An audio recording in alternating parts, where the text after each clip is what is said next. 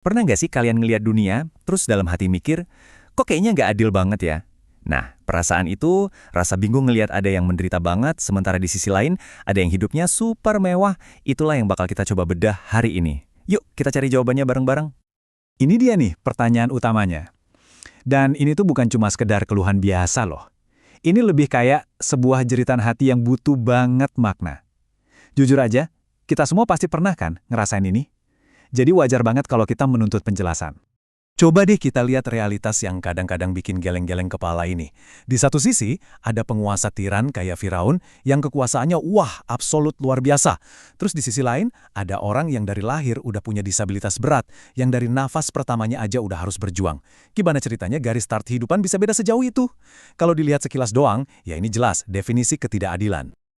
Oke, sebelum kita langsung loncat ke jawaban kenapa dunia nggak adil, kita perlu mundur dikit dulu nih. Kita harus bangun fondasinya dulu. Yuk, kita mulai dari hal yang paling dasar. Gimana sih sebenarnya alam semesta ini bekerja? Kita akan mulai dari sudut pandang logika murni. Gini deh, bayanginnya kayak efek domino. Setiap keping domino jatuh karena didorong sama keping sebelumnya. Gitu terus kan? Tapi coba deh kita runut ke belakang. Terus dan terus. Gak mungkin kan rantai ini mundur selamanya tanpa ada awal. Secara logika, pasti harus ada satu pendorong pertama. Sebuah penyebab awal yang nge-start semuanya, tapi dia sendiri nggak didorong sama apa-apa. Terus artinya apa? Artinya, alam semesta kita ini ternyata bukan hasil dari kekacauan yang acak-acakan. Adanya si penyebab pertama tadi itu nunjukin kalau di balik semua ini ada sebuah prinsip, sebuah keteraturan yang rasional.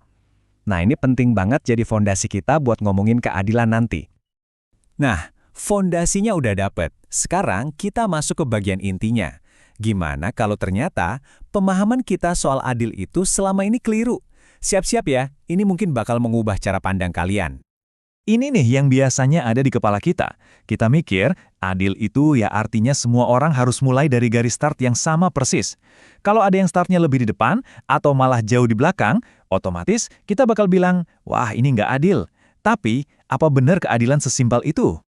Disinilah kita perlu geser cara pandang kita. Ada dua nih. Pertama, keadilan humanistik. Yang fokusnya yaitu tadi, kondisi awalnya harus sama rata.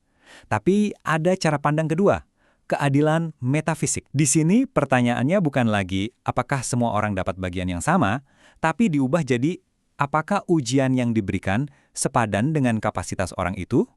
Gampangnya gini deh, masa sih anak SD kita kasih soal ujian anak SMA? Kan nggak mungkin. Ujiannya ya harus sesuai sama levelnya. Coba kita pakai cara pandang baru ini buat lihat lagi contoh kita tadi. Fir'aun, dia dikasih kapasitas yang luar biasa, kekuasaan, kekayaan, semuanya. Artinya apa? Tanggung jawab moral dia juga jadi maksimal. Ujiannya super berat. Beda lagi sama orang dengan disabilitas. Dia dikasih kapasitas yang berbeda. Jadi ujian moral dan evaluasinya juga beda, disesuaikan. Jadi intinya, keadilan itu bukan soal ujiannya sama, tapi soal beban moralnya yang proporsional. Oke. Logikanya mulai masuk akal ya.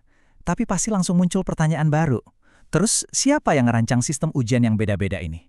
Siapa yang nentuin?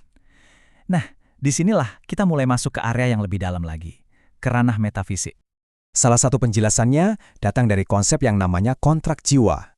Idenya begini, konon sebelum kita lahir ke dunia, jiwa kita itu secara sadar milih sendiri kondisi hidupnya, termasuk semua tantangan dan kesulitannya. Kenapa? Karena jiwa kita tahu, justru lewat situlah kita bisa belajar dan bertumbuh secara spiritual dengan cara yang paling efektif. Tapi, pasti kalian langsung mikir, kalau emang kita yang milih, kok kita nggak ingat sama sekali? Nah, jawabannya tuh simple tapi dalam banget.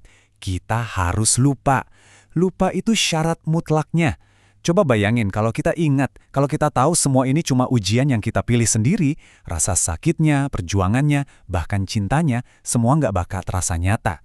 Pengalamannya harus otentik, harus murni, biar pelajarannya benar-benar nancep. Jadi, sampai sini kita udah punya dua kepingan puzzle nih. Yang pertama, logika yang bilang kalau alam semesta ini teratur. Yang kedua, ide metafisik yang bilang kalau kita sendiri yang milih ujian hidup kita. Nah, sekarang, ayo kita coba satuin dua kepingan ini. Ini nih kuncinya. Seringkali, kita itu sebenarnya salah pakai alat buat pertanyaan yang beda. Ada logika ilmiah atau akal kita yang tugasnya ngejawab pertanyaan bagaimana. Misalnya bagaimana gravitasi bekerja. Tapi ada juga logika mistis atau intuisi kita yang tugasnya ngejawab pertanyaan mengapa. Mengapa saya yang harus mengalami ini? Keduanya itu alat yang berbeda. Ibaratnya, kita nggak bisa pakai mikroskop buat ngeliat bintang, kan? Salah alat. Jadi sebetulnya keduanya itu nggak perlu diadu, justru saling melengkapi. Anggap aja gini, akal kita itu yang membangun kerangka katedralnya. Strukturnya logis, kokoh, masuk akal. Tapi pengalaman batin kita, mistisisme, itulah yang ngisi katedral itu. Yang ngasih cahaya, yang ngasih seni, yang ngasih makna. Itulah yang bikin bangunan itu jadi terasa sakral dan punya arti personal buat kita. Nah, sebagai penutup, ini yang mau saya tinggalin buat kalian renungkan. Logika dan akal itu bisa nganterin kita sampai ke depan pintu. Nunjukin ke kita, hey, mungkin loh ada sebuah keadilan yang lebih agung di balik semua ini. Tapi, buat bener-bener ngebuka pintu itu, melangkah masuk, dan ngerasain sendiri maknanya, mungkin itu adalah langkah yang harus diambil sama hati kita, bukan lagi sama kepala kita. Gimana menurut kalian?